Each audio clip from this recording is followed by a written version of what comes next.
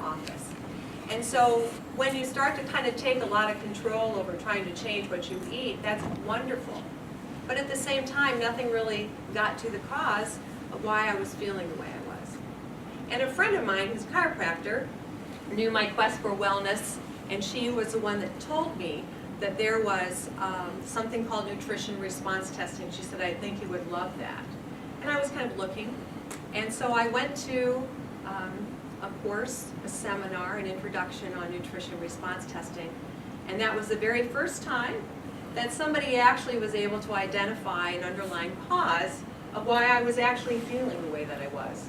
And as good as I had gotten myself to be, I never thought that I could even be better. And my whole goal with doing what I'm doing now is to offer and allow that same opportunity to all of you. You know, there is an opportunity to actually really try to find a root cause of why you're feeling the way that you are versus just managing the symptoms. And so that's why I'm here today, to kind of share that with you. And part of it is we have the topic of lick the sugar habit. Sugar is kind of a bad word sometimes, right? We like to say sugar is bad, but boy is it oh so sweet, right? Do I have any sugarholics here? Or anybody that's an ex-sugarholic, maybe? That's all right. Doesn't matter if you are or not. Okay. Well, I've got some interesting statistics to share with you, and I'd like to read you this first paragraph. Okay.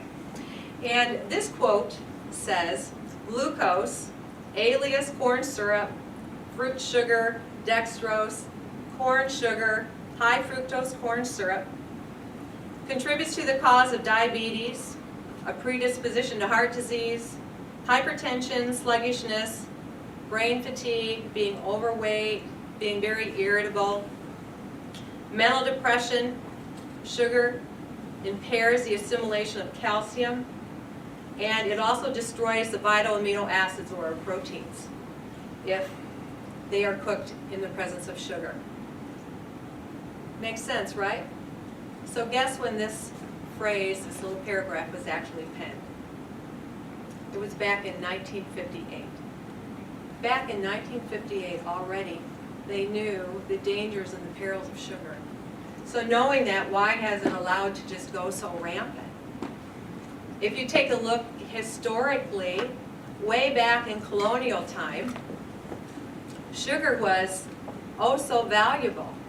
I mean, for Christmas, if a child got a little sugar cube in their stocking, it was just wonderful. They sold sugar for about $2.40 a pound. It was very, very expensive.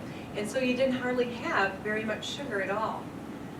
And fast forward a little bit more to today. So when we talk about sugar, most of the past references would have been from sugar from like beets or cane sugar.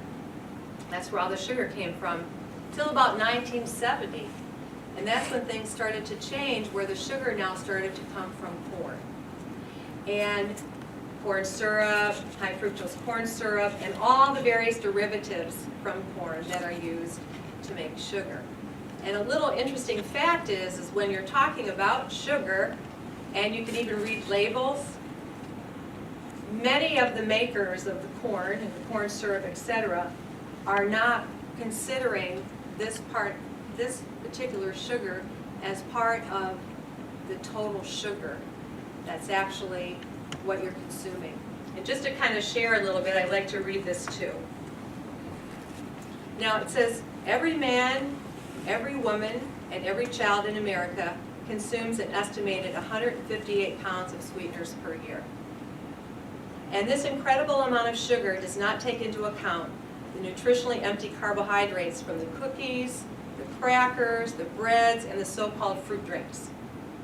And some studies estimate that Americans eat an additional 100 pounds of refined carbohydrates. This is getting into that other part of the sugar I was telling you about, bringing the total to nearly 250 pounds consumed per year. And this is what's getting us into a lot of trouble. Another statistic from the American Heart Association says that the average amount of sugar that we as adults eat per day, I'm not just talking about a year, about 22 teaspoons of sugar a day. And the children, on the other hand, are eating about 32 teaspoons of sugar a day. So I think it's time that we really stop to think about doing something about decreasing our sugar consumption, because sugar really, really causes a lot of problems for us. Now, sometimes when people have sugar cravings, anybody relate? Okay. There are kind of different types of sugar cravings. So one of them might be, you better darn well give me some sugar or I'm going to hurt you. A lot of times that kind of a sugar craving is related to maybe a low blood sugar. You just got to have it. You just got to have it. You got to have it. There's another kind of sugar craving. It's just kind of like the ho-hum sort of sugar craving. Have you ever just gotten up from a chair, you've looked in your cupboard already 20 times, but you're going in there again and you're just wanting to see if there's maybe anything that might satisfy that sweet tooth. Can anybody relate to that? Okay. And for a lot of us women, sometimes during our monthly cycle, we might have a lot of cravings for sugar. And one of the reasons for that is because with like having your monthly cycle, sometimes your mood may shift or change, and the sugar actually kind of lights up the brain like serotonin, and it really is a very, very good feel-good sort of thing. And so many times when we have these cravings for sugar, it tends to be very, very physiological. They say that sugar is just one molecule away from cocaine for what it does to the brain. It's extremely, extremely addicting. But on top of that, there are other reasons too why people may have sugar cravings. You know, some of the things that we deal with a lot of times might be immune challenges that people are experiencing. So when you have like an immune challenge in your body, sometimes that particular immune challenge may actually cause a physical craving for you, because that's what that immune challenge actually really loves to keep it alive.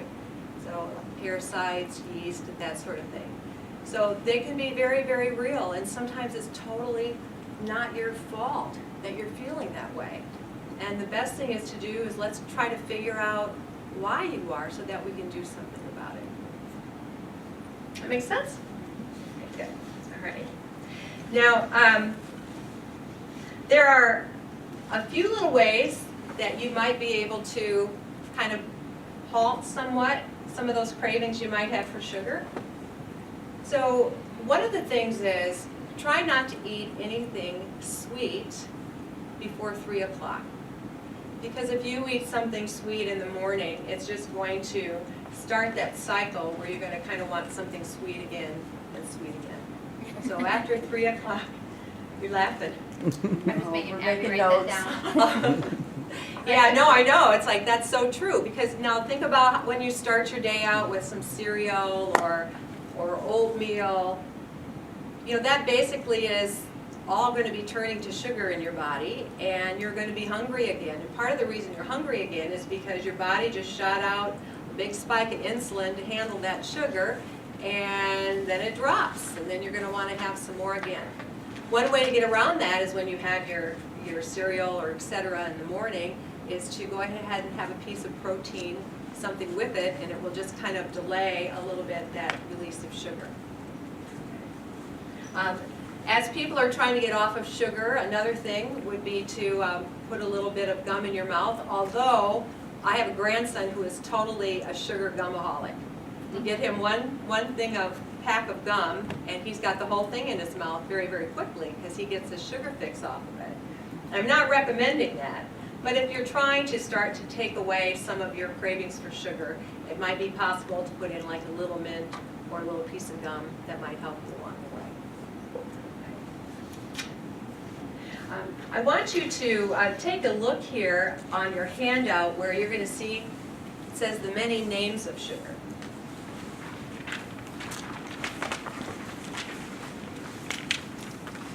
And it's just going to kind of give you an idea of some of the things that you might want to watch for that could be some hidden sugars that you're taking in. And first of all, at the top you see agave nectar. And they talk about agave nectar as a health food. So agave nectar, i.e. agave syrup, it's extremely, extremely processed and refined at this point. And I do not recommend it because the majority of the sugar in agave nectar is a fructose sugar.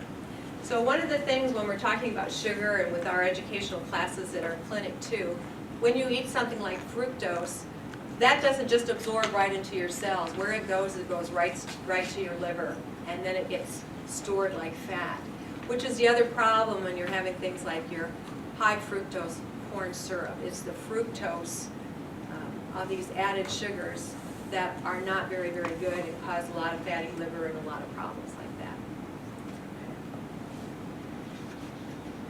Now, you should all also have a little bit of a quiz.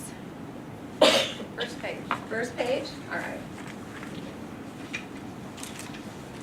So what we're going to do is just kind of have you take this for fun. There's no judgment. You can keep all your results to yourself. But it's just a little way to find out if maybe you are or maybe you are not a sugarholic. So did anybody answer false to more than four of the statements? Okay, couple. Okay, good. All right, well, you guys are doing pretty good here. Oh, we have a couple people still filling out. And I know some people in this classroom that probably answered more than false maybe a couple months ago, but maybe not now so much.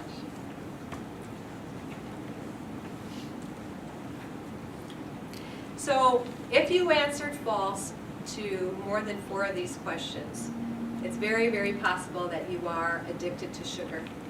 And addicted to sugar in the same way that an alcoholic can be addicted to alcohol. So you crave it, you want more.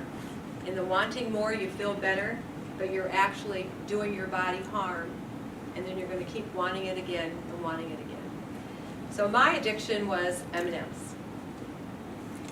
So everybody that knows me, I tell you, the 3-pound of M&Ms, they would actually give me a 3-pound bag of M&Ms in an Easter basket. And I am not kidding you when I tell you this. It would almost totally be gone by the next morning. I was such a sugarholic, I would just go like this. I used to hide stuff. I would buy the M&Ms and I'd put them in the trunk of my car so that I just wouldn't eat them, but they'd be there in case I needed them. But actually literally pull over to the side of the road, open up the trunk, and get the M&Ms and start eating them. So I know what it's like to be a sugarholic. So anybody else have like a little sugar thing that they love? Licorice? I haven't had Oreos. Uh-huh. Oreos. Oreos? Yeah. Those were good. Anybody else? Tootsie Rolls. Tootsie Rolls. Oh, yeah. They're good too though. And they're so little that you're like, oh, okay, I'm gonna have one. I or know. 5. And one leads to another, kind of leads to another, yeah. Now, for those of you who answered false to less than 4 of the questions, it doesn't necessarily take you off the hook, because it might not be totally addicted to the sugar, but you might not be aware of a lot of sugar that's in other things that you eat, right? So, bread, for example. Can you think of any other things that it's in? Doritos. Doritos, yeah. Milk. Milk, who said milk? Yeah. One of the things with the milk is when you go to like skim and 1% and 2%, you know, as they take out the fat, fat has tons of nice flavor. In order to make it still taste good, then they replace it with sugar. So a lot of people will drink milk just for the sugar. Yogurt. It's, you know, there's a lot of yogurts that are like totally sweetened. And people will do that very unconsciously. Do you know anybody that just has like salty fixes, just like chips and crackers and all that sort of thing? Well, the reason I asked, the reason I asked is because, like, well, I don't have a sugar fix, but, you know, I like to eat, you know, the chips and that sort of thing. But once you have that sort of carbohydrate in your body, you know, what's going to happen, the end result is your body only recognizes sugar. So that is like a hidden way, just like with bread, that you're bringing sugar into your body.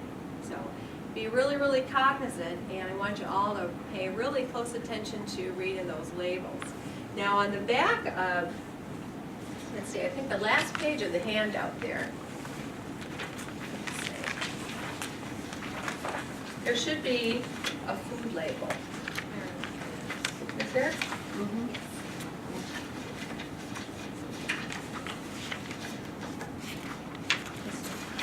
Oh, here we go. All right, good. Yeah, so just take a peek.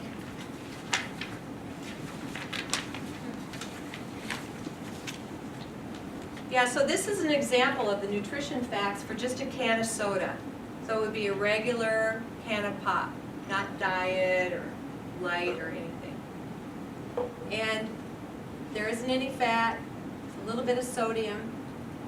They have the total carbohydrates there, which is 44. And of all those carbohydrates, the same amount, 44 grams, is all sugar. And 1 teaspoon of sugar equals 4 grams. So who wants to do the math to see how many teaspoons of sugar you're having with this? Close to 15. Okay, close to 15. And if you go down here and you take a look on the bottom part, it's got contains carbonated water, and the second ingredient is high fructose corn syrup. And so that's where all the sweetener has come from in the form of sugar for this can of pop. Of course, they've added caramel color, which is a bad preservative, phosphoric acid. Natural flavors are also a no-no. If you see that, you really don't want to have anything that has natural flavors because you have no idea what's in them. And then, of course, caffeine.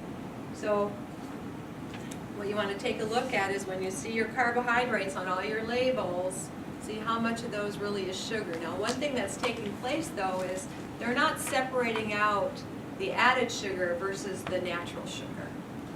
And there is talk, the Food and Drug Administration, to be able to have, more honesty within the labeling. So you could have, say, chocolate milk, and there's some milk sugar just naturally within the milk. And then they've added in, the chocolate and the other flavorings. But they may not put that in all the time to the actual amount of the sugar. So you have to be really, really careful.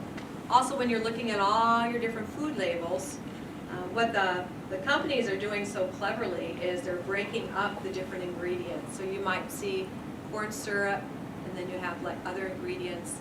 And then you might see dextrose and other ingredients, and maltose or barley syrup. But they break them up to still sweeten it, but because it's not in such a large quantity, they don't have to put it up at the top 5 ingredients. So always look, the top 5 ingredients are the most important, when you're starting to really try to cut down your sugar, but just be aware that they're trying to put all these different hidden sugars in there too. So use this little chart when you're out buying your food. And just always remember, a good rule of thumb is that if it has os on the back of it, don't eat it.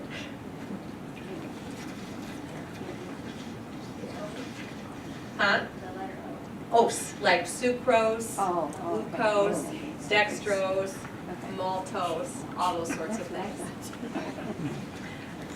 Did you think I said O? Yeah. Oats. Okay, all righty. So, any questions so far on sugar? Okay. Just be really, really aware of it. Yes? One question too that I know a lot of people that I deal with that don't eat at all until 3 o'clock in the afternoon. So wouldn't that also mess with their system and their sugars as well by not eating? Yeah, why is it that they're not eating? That's a good question. Is it It's not because me. is it because they're eating like really late at night? Like some people go to bed and don't eat till 11 or 12, and then Just they're not get even. busy. I think people get busy. I have Mhm. a lot of clients that's what they just don't eat. They get busy and then they realize they haven't eaten. Yeah. Well, as we're going to talk about, our bodies need fuel, just like a furnace to get going. We always want to also have enough time for, our stomach to empty. You don't want to keep, putting food in there and slow down digestion. But yeah, ideally, you do want to have a little bit of something to get your day started, which is what we promote. But it would depend on their schedule and everything. But what I find oftentimes is people that say they're not hungry in the morning, it's like, well, what did you eat at night, and when did you have dinner? You know, our schedules are so busy, if you don't have dinner till 8 or 9 o'clock, sometimes you're not ready to eat until like 11 or 12 the next day, depending on what you eat, so we have to figure that one out. Okay, all right, any other questions? Well, what I wanted to do next is just kind of segue a little bit with the sugar and let you know that in addition to just it being bad for us, it can also be responsible for a lot of symptoms. It really, really can. And no matter what symptoms that you have, I always find, let me go over here and get this thing going that we work so hard on.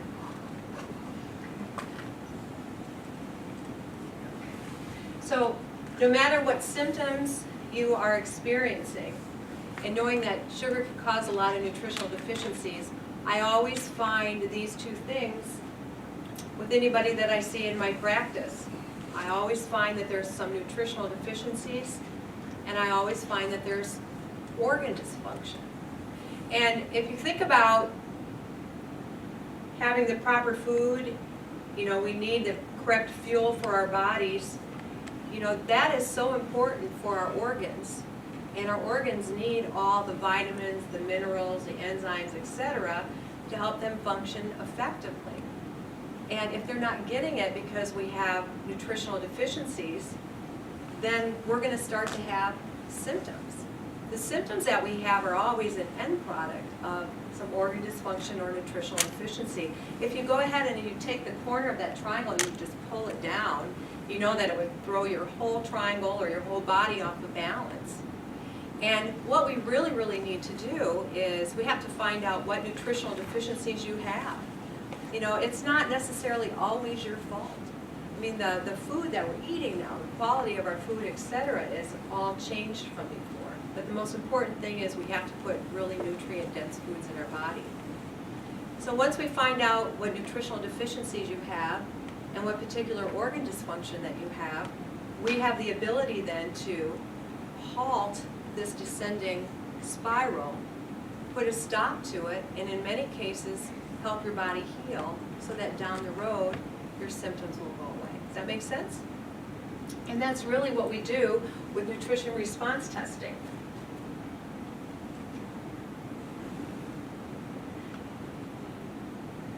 But the other thing that I wanted to mention is like when you put your symptoms at the top and replace it this time with sugar, and go ahead and take a look at the 146 reasons on that one sheet of what sugar can do. You know, sugar can cause, you know, calcium problems, mineral deficiencies, it can cause inflammation, it can affect your immune system. I mean, it can just affect your bladder, so many things. So when you replace your symptoms with sugar, it's doing the same thing. So even if you don't think that you're a sugarholic or you're really eating that much sugar, all those reasons there on the chart should hopefully give you enough reasons to try to stop it and pay attention to what's on those labels and keep sugar at bay.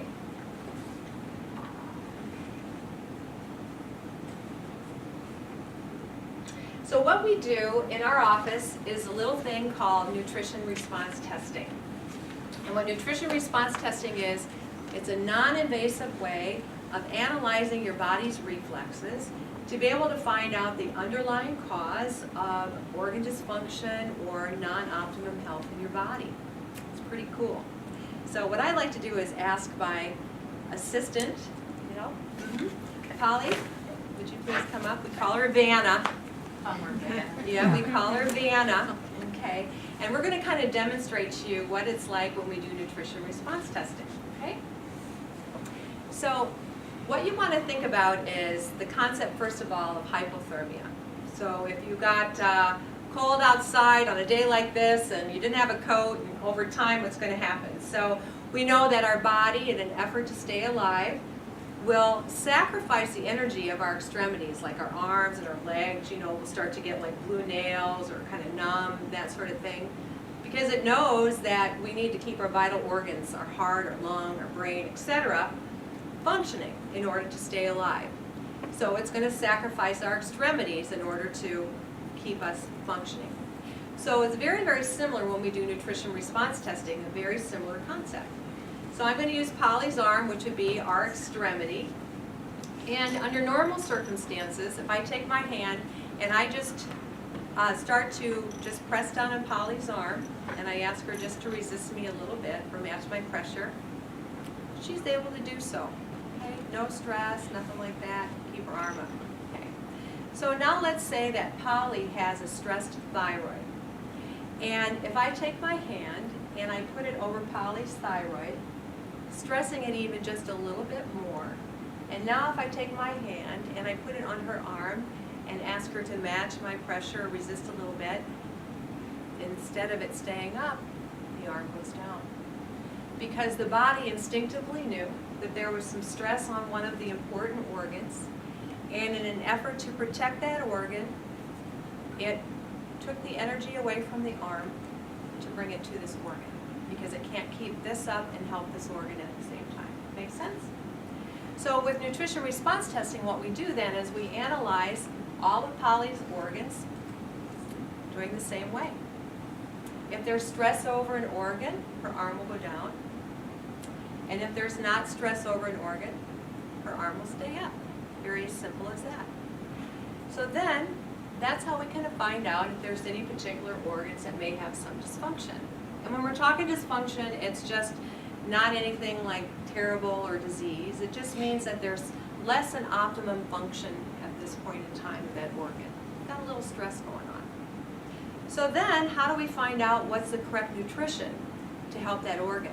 So we've analyzed all of Polly's organs, and then we had to find out which of those organs says, I want the help first. And we're just going to say her thyroid says she still wants help first. Your thyroid is a she. Yeah, right? Okay. So what we do is we like to now kind of segue to the concept of what it's like when there's like energy around us, okay? So if you were, not like voodoo energy or anything like that, but if you were in a room with somebody and your eyes were closed and you were like really kind of close, I mean, you could sense that there's somebody there. We all have about 2 feet of energy around us at all times. And if you think about the concept of, say, the sun's energy from a billion or so miles away, coming through the glass of a window, and you can experience that warmth of the sun, there's energy coming through. Similarly, when we find out what the correct nutrition would be for Polly's organ, what we do is we take these whole food supplements here that are actually alive with energy. So when you take a food that has been grown properly, it is full of wonderful nutrients specific to itself. Beets have their own energy, carrots do, alfalfa sprouts, kale, whatever. And when those foods, the water is taken out and the fiber is taken out, all that's left without any heat or anything is this beautiful, wonderful, specific nutrient energy. And so just as the sun's energy will come through the glass of a window, the same concept but to the lesser scale, the energy from the food will actually go through the glass of this jar.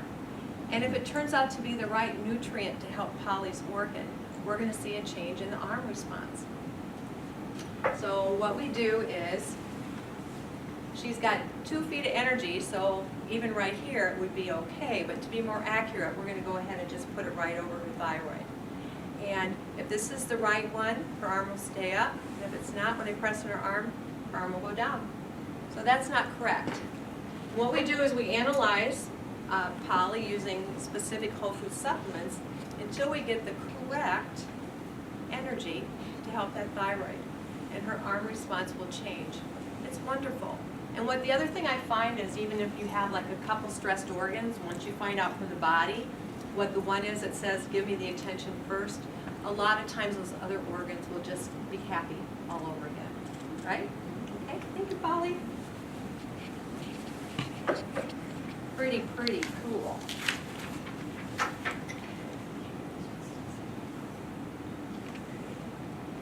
And let's see, if I can just, do this.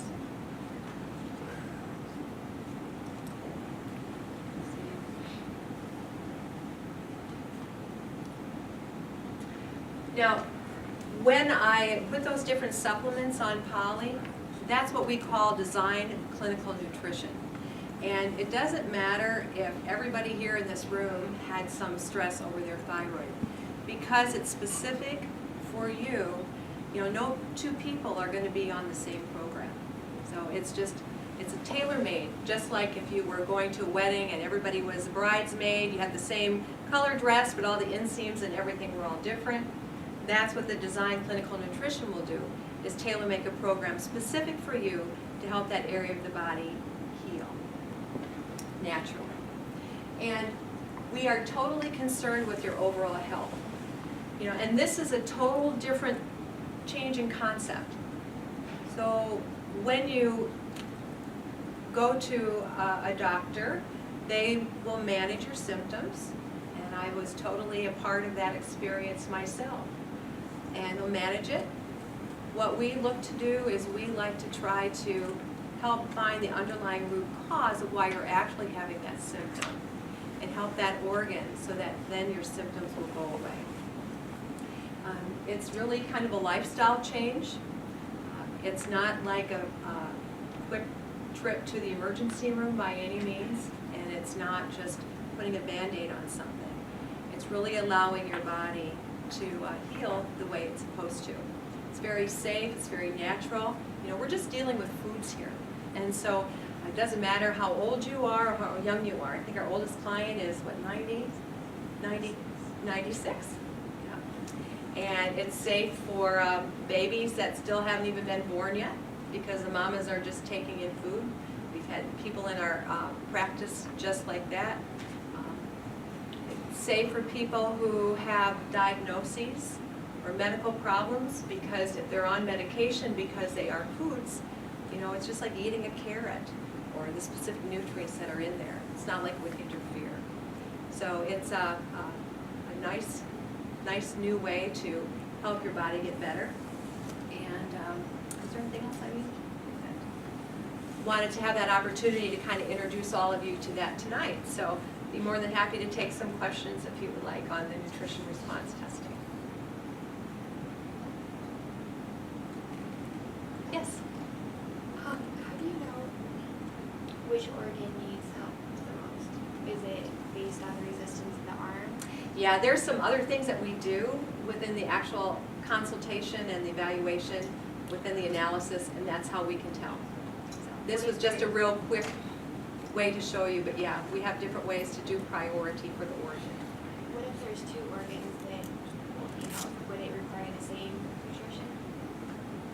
Usually there's things that we do, and sometimes, yes, there are more than one organ. And so the body will let us know specifically what order it wants to be able to help it with the nutrition. So yes, we can be doing helping more than one or two organs at the same time, but the body will give us a specific order as to how it wants that handled. And yes, it can be different nutrition combos. Would you repeat her question? Yes, your question was if there are two or more organs, can you do two or more organs at the same time, and would they require different nutrition?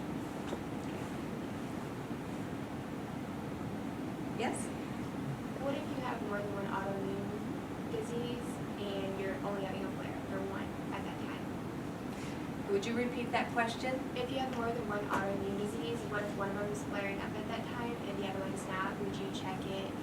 Would you check later on to see if it's a different organ that needs help? That's a good question. So one of the things I want to be very, very clear about, first of all, is that we, number one, don't treat any specific disease at all. And so, but what we do is we help manage the body. And we also don't make any diagnoses at all. So if somebody came to me and was having, lots of inflammation and lots of flares, one of the beautiful things with the nutrition response testing is it would actually allow us to help your body. All I can say is in the order. Your body will always give us the correct answer of what to help with the supplements and when. So I don't know if that's totally answering your question, but I think I worded it incorrectly. Do you change that treatment? Do you check Okay, say somebody has rheumatoid arthritis and they're having issues with their, I don't know. Like stomach or something, or? Yeah, and say that somebody has Hashimoto's, would you check them later on, or do you just keep the same program the whole time? Oh, okay. No, you would, you go on an initial program, and, we analyze, as keep coming in, keep coming in, until the body says, I'm good, I'm starting to heal. But we would continue to monitor, so it's not like at the exclusion of anything else. And your body will always give us the answer of what it needs. So sometimes people have different layers. So you may do the first layer of an onion, and then another layer may show up. So we just find out from the body in the order that it wants. Any other questions? How many different areas of the body do you evaluate where the need is? Well, just about every single organ and gland and muscle and bone we can do. Yeah. So we have a system that we do initially, but if a system of different organs that we check. But if there are other things that people need, then we would bring that into evaluation. So we can do it all. I have a question, I guess, kind of relating to hers. Like, how do you treat the skin as an organ? Like, as far as treating, well, I guess you said it's not necessarily treating, but the skin being like the largest organ. So how do you handle that organ? Well, we would do it through nutrition response testing and muscle testing, but what we'd have to do is really find out the underlying cause. So if there's any initial organ dysfunction that is causing problems on the skin and the other things that we would do. Does that help? Yep. Okay, good. And when you, recommend or make a suggestion or guideline, what type of nutrition that you suggest they intake to help heal their body, do you recommend organic foods, grass-fed meat, poultry, any specific? That's a really good question too. So in addition to the correct nutrition through the nutrition response testing, we also definitely work with dietary recommendations and dietary guidelines and things like that. And what I find is it really depends upon where the person is at as far as their knowledge of nutrition.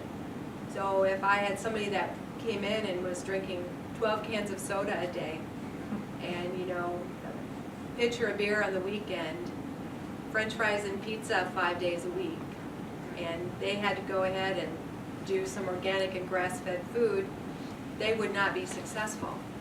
Now, we have to kind of gradually work with them, just like working out. You can't run a marathon just, after a week of, working out. So, but then if we've got people that are really very health conscious already, very cognizant, of course, and yeah, ultimately, sure, that's the best, sort of nutrition to have, nutrient dense, grass-fed, organic.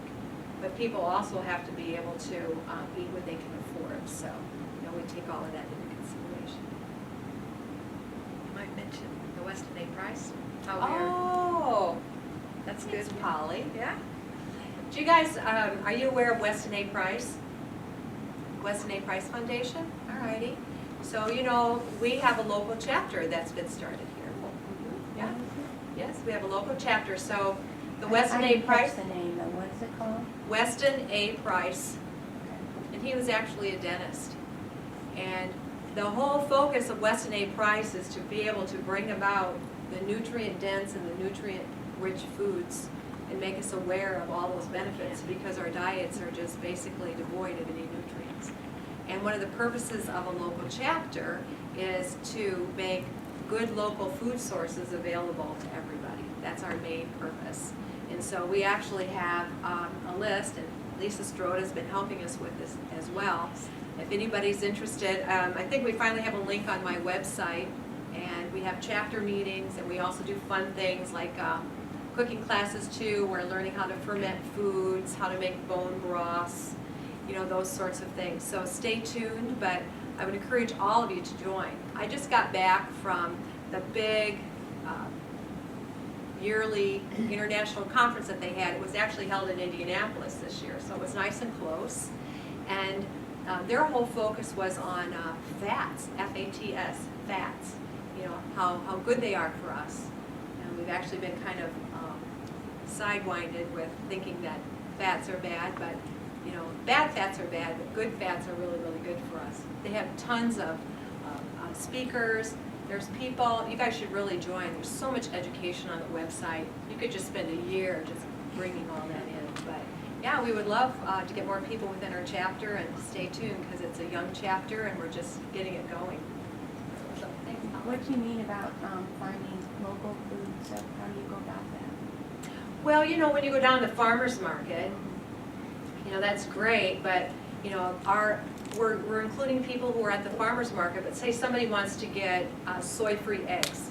Okay, so we have lists of those who, have soy-free grain or what their grain is like, lists of people who will do like grass-fed, pasture-raised cows, but then they might grain finish them off. And so some people want to know all that. Just where you can go to get good, lettuce and vegetables and that sort. So we've got a nice radius around here. And then you can compare prices and that sort of thing. Like I got, for Thanksgiving, we're getting 2 geese. And so I used the local food source, a guy that raises geese out by Long Grove. So using that along with our turkey. It's good fat for the You better goose. bring some in to lunch. Yeah, yeah. So yeah, Weston A. Price. Weston A. Price. I have another question. How soon after, I'm speculating that the response is different in different individuals for different ailments or concerns. So what's your general guideline for reevaluating the response of the body to this change in nutrition? Well, what you do is when you come to our office and you see us, we do an initial evaluation where we do a complete nutrition response testing workup on you. And you come back for what we call the report of findings. And that's where we let you know what the body had to say and how we can help you. And if how you long are is or that? are not a candidate for nutrition response testing. And then once we go through the report of findings, then a whole program is laid out as to how long it would take for you, and we can evaluate along the way your progress. 25, 50, 75% improved over a period of time, and that can make a proper prediction of how much more you would need before you could actually go into a maintenance and you're really into optimum health and healing. It varies. Healing takes time. That's the unknown. Everybody is so different, and it just depends upon what the variables you have in your body. You get someone who is, in their 70s, and boy, I tell you, they're just like amazing how quickly they're feeling like their life's back and everything. You have somebody young who, might have some other issues, and it might take them a little bit longer. So it just depends. But we monitor that along the way. And what's the turnaround time for getting your initial evaluation back? Usually within a couple days, so A few depending days. on when we can get you scheduled in, yeah. So the initial consultation, and then you come back as soon as we can get you in for the report of findings. We like it to be within a week. Hopefully within a couple days. Sometimes the next day, huh? Does insurance ever cover? No, it doesn't. It's not the medical model, but it compared to the medical model, it's got a lot of value.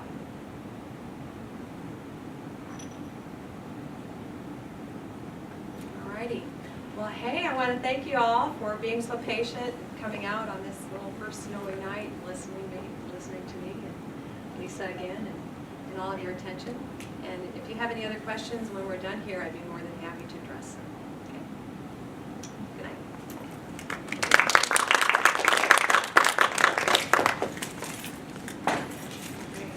You're welcome. We have health talks at our office every 2 weeks. We'll have one on facts, menopause, sometimes emotional. We also see children